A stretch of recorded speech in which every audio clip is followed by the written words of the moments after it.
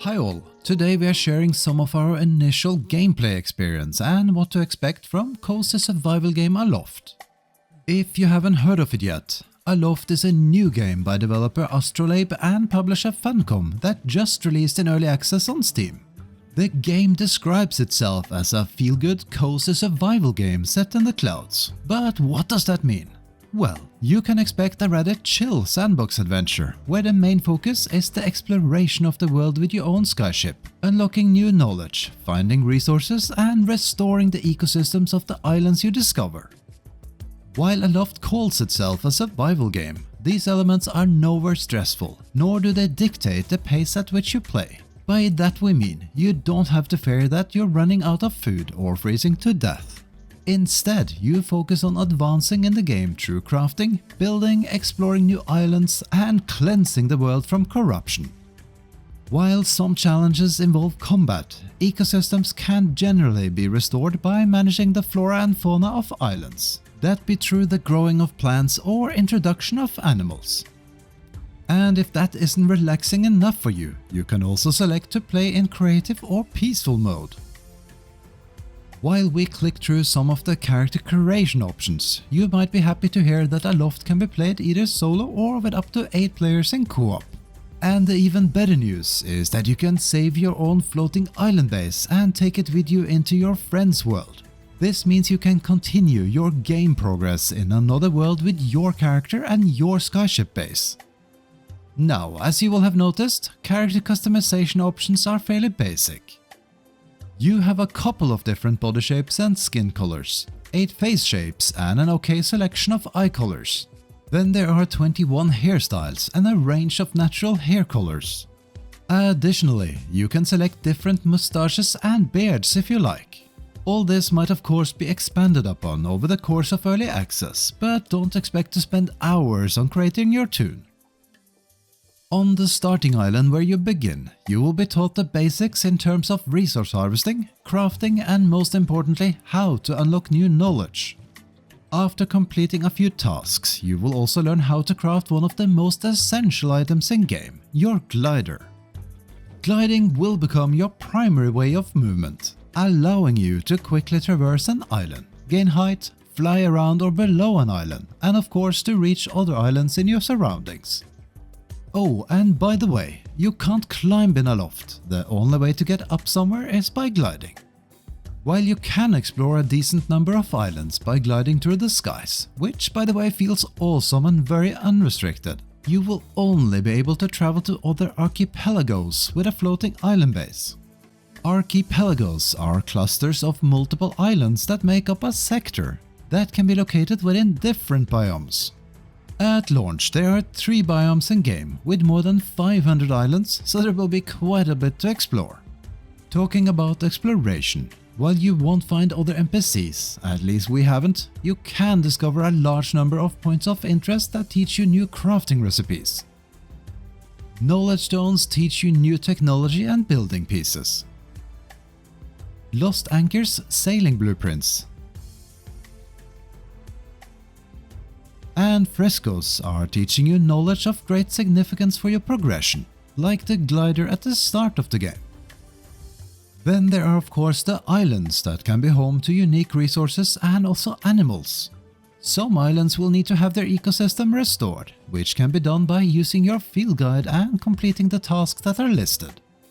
Other islands are infested with corruption and need cleansing, which usually involves some combat against fungi creatures and plants. Clearing these islands will also grant you access to its resources and often also new discoveries.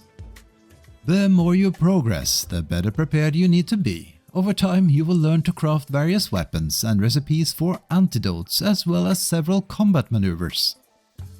When it comes to crafting and harvesting, the game features more than 80 types of resources at launch, as well as over 35 cooking recipes and more than 600 building pieces. In addition to finding blueprints, there's also a pretty unique feature that allows you to learn new decor and build options, and that's your sketchbook. Using the sketchbook and empty pages you find or craft throughout your journey, You can copy the design of structures or decor you discover on your adventures. We really love that feature, as it makes exploring even more rewarding. Now, let's talk about the other big feature that makes Aloft stand out: skyships.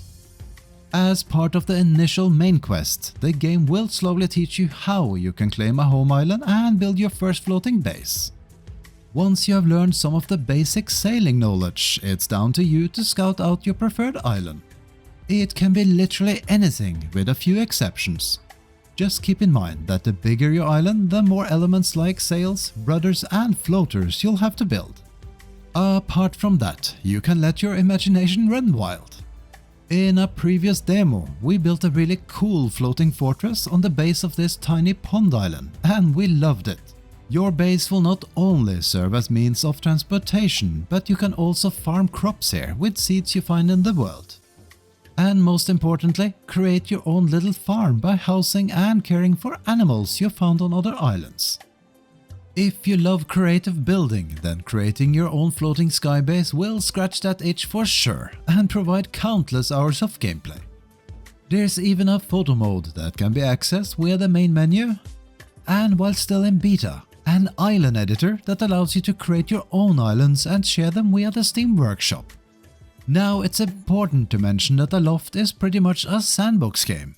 There will be some tasks that guide you in the right direction, but what you do and how you progress is down to you. Do you first want to explore as much as you can? Do you want to restore as many of the islands and progress your crafting and other advancements? Or do you want to spend a lot of your time building?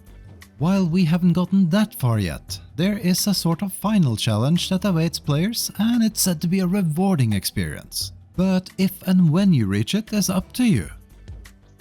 To sum it up, we'd say if you love a sandbox experience, a lot of exploration, or simply creative building in a unique world in the sky, then Aloft is certainly worth a shot.